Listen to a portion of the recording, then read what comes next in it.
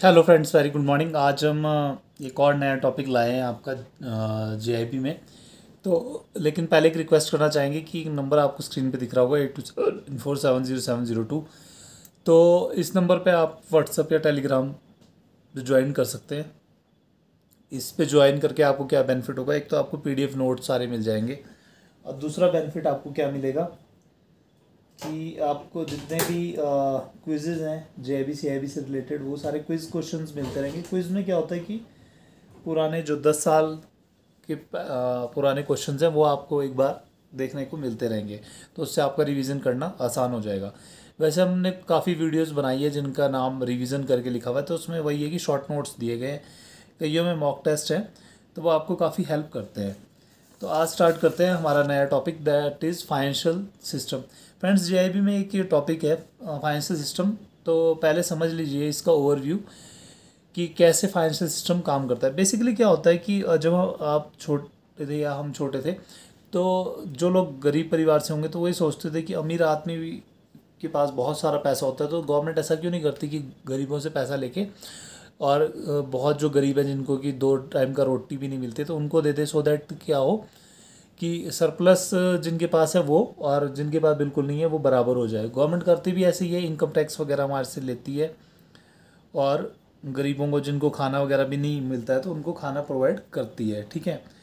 तो financial system में basically यही होता है कि मोबिलाइज किया जाता है फंड। ये देखिए यहाँ पे लिखा हुआ है, mobilize capital from various surplus sector of the economy और एलोकेट और डिस्ट्रीब्यूट करती है नीडी सेक्टर को। ठीक है। नीडी सेक्टर ऐसा होगा कि जैसे मान लो कोई है वो नई फैक्ट्री लगाता है, तो उसको क्या होगा, फंड्स की बहुत ज़्यादा ज़रूरत होगी, लेकिन जो फैक्ट्री पहले से ही मूव कर रही है उसका प्रोडक्ट भी अपने आप ही बिक रहा होगा, सब कुछ सही चल रहा होगा, उसको एडवर्टीजमेंट की भी ज़रूरत नहीं है, तो उसके पास में तो फंड्स पहले से ही सफिशिएंट है, तो उसको इतनी ज़्यादा फंड्स की ज़रूरत नहीं है। ठीक है। तो इसमें क्या काम करता है, banks, mutual fund, financial institutions वगैरह ये काम करते हैं फाइनेंशियल मार्केट में, जो कि क्या करते हैं, पैसे को सरप्लस से उठा के डेफिसिट में लाने की कोशिश करते हैं। ठीक है। Brief role of RBI. RBI का पूरा रोल हमारे एग्ज़ाम में है, तो वो हमें पढ़ने की ज़रूरत है। तो ये मैंने एक पहले वीडियो बना के डाली हुई है, फंक्शंस ऑफ आरबीआई उसका नाम है, तो वो आप देख सकते हैं। उसमें बेसिकली क्या बताया गया है कि आरबीआई कैसे कैसे काम करता है। आरबीआई बेसिकली क्या है, सेंट्रल बैंक ऑफ इंडिया है। क्या है ये, सेंट्रल बैंक ऑफ इंडिया। तो इसका काम है, क्या है, इसका काम है आपका इकॉनमी में लिक्विडिटी मेंटेन करना, CRR SLR रेपो रेट की मदद से, और बैंक्स की सुपरविजन करना। ठीक है। ये तो मोटा मोटा एक फंक्शन हो गया। और क्या फंक्शन है, लेंडर ऑफ लास्ट रिजॉर्ट है।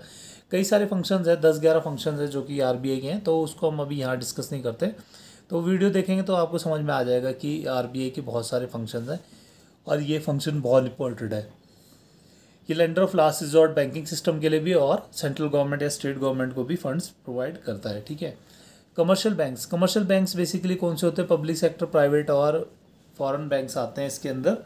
जो बैंक मतलब कमर्शियल बैंक्स 2 टाइप के होते हैं, शेड्यूल और नॉन शेड्यूल। एनबीएफसीज वगैरह वो सब भी आपके बैंक्स की श्रेणी में आते हैं। वो क्या करते हैं, लीजिंग, हायर परचेज और बिल डिस्काउंटिंग वगैरह की मदद से जो है पैसा जनरेट करने की कोशिश करते हैं। एनबीएफसीज को लाइसेंस कौन देता है, आरबीआई। ये पॉइंट इंपॉर्टेंट है कि एनबीएफसी जो है लाइसेंस के बिना नहीं काम करेंगे, और लाइसेंस कौन देगा इनको, आरबीआई देगा। ठीक है। नेक्स्ट है प्राइमरी डीलर्स।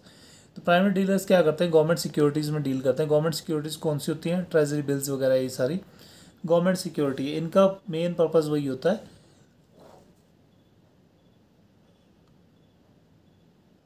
शॉर्ट टर्म में लिक्विडिटी प्रोवाइड करना। ठीक है।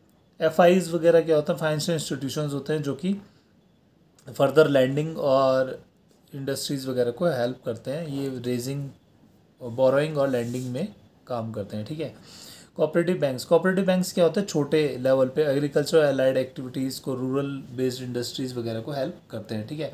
अब देखिए, जैसे अगर मान लो कोई बड़ा बैंक है, तो वो एकदम से अपना सेटअप गांव में नहीं लगाएगा, क्योंकि ना तो उसको इतना ज़्यादा वहाँ बिजनेस मिलेगा, ना और इंफ्रास्ट्रक्चर का खर्चा अलग से होगा, है ना। तो इसलिए जो है ये कोऑपरेटिव बैंक्स वगैरह छोटे लेवल पे, और इनको कंट्रोल कौन करता है, स्टेट गवर्नमेंट करती है और आरबीआई करती है कोऑपरेटिव बैंक्स को, और नबार्ड भी कंट्रोल करता है। तो ये क्या करते हैं कि एग्रीकल्चर एलाइड एक्टिविटीज़ को सर्व करने का काम करते हैं। नेक्स्ट ये है payment settlement. Payment and settlement में हमेशा ध्यान रखना, इंडिया में नेफ्ट और आरटीजीएस होती है, अभी 24 आवर्स के लिए चला दिए गए। तो इससे क्या मदद मिलती है, जैसे मान लो आपके पीएनबी खाते में पैसे हैं और आपको एसबीआई में भेजना है, तो वो आसानी से आप पेमेंट एंड सेटलमेंट के थ्रू कर सकते हैं।